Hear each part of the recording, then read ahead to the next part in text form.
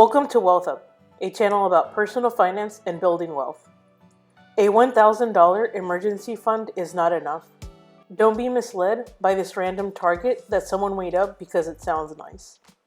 First, let's break down the myth of the magical $1,000 emergency fund, and then discuss what your emergency target should be. An emergency fund is necessary. If you don't have one, you should open one up now. Stop watching the video and open up an account. Here is a list from NerdWallet summarizing several great options of high-yield accounts. Link to this article will be in the description box below.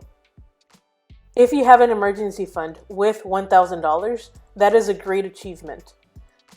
The intent of an emergency fund is to hold you over in case of an emergency. This can be a medical emergency, a layoff, or a major life event that affects your financial life. It is intended to help you mitigate the risk of the emergency and to leave you in the best position possible. Some advice that you hear is to save $1,000 and then focus on paying off debt. However, this can leave you very vulnerable. For example, you save $1,000 and then focus on paying off debt. Let's say that this includes a car payment, a personal loan, and student loans.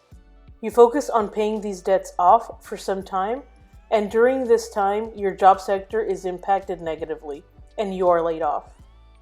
This is the time to use your emergency fund to hold you through this tough time until you can find employment. You are now left with $1,000 and with the payments for these debts. Plus, you have living expenses. You will have to make the $1,000 last until you can find another job. If you have a $500 rent payment, you need to pay for gas, need to pay for utilities, and need to pay for groceries. This means that the $1,000 will only last you for 1.5 to 2 months. Plus, you still have the payments for the debts.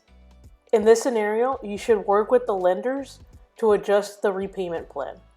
Note that it is in the best interest of the lender to work with you so that you can continue to pay rather than stop paying. You are left very vulnerable because you will run out of money very fast. During these times, it is difficult to get a loan to hold you over, and you may resort to high-interest credit card debt, which you should avoid at all costs. Instead of putting yourself in this position, you should build your emergency fund to your target number.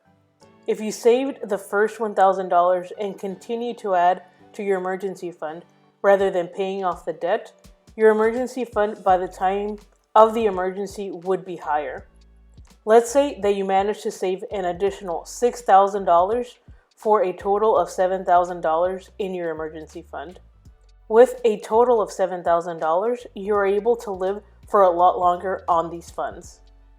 This should give you 4 to 6 months of living expenses to cover.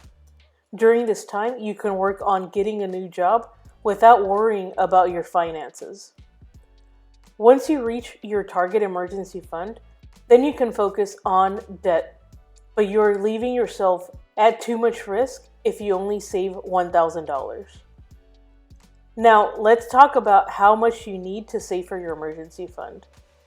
This all depends on your living expenses. How much are you spending monthly on rent, utilities, groceries, loans, etc.?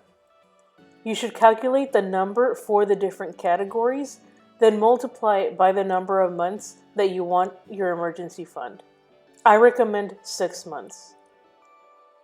If your rent is $500, utilities is $200, groceries is $250, and your loans are $400, then your monthly spending is $1,350 per month.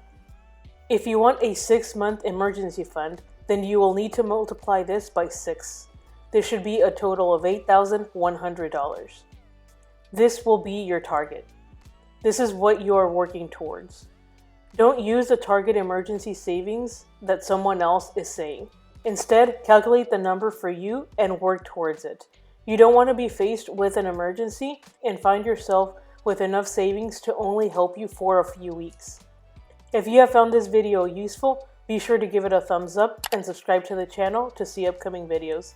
If you want to see regular content, you could add me on Instagram at wealth_up. Thanks again for watching, and I'll see you in the next one.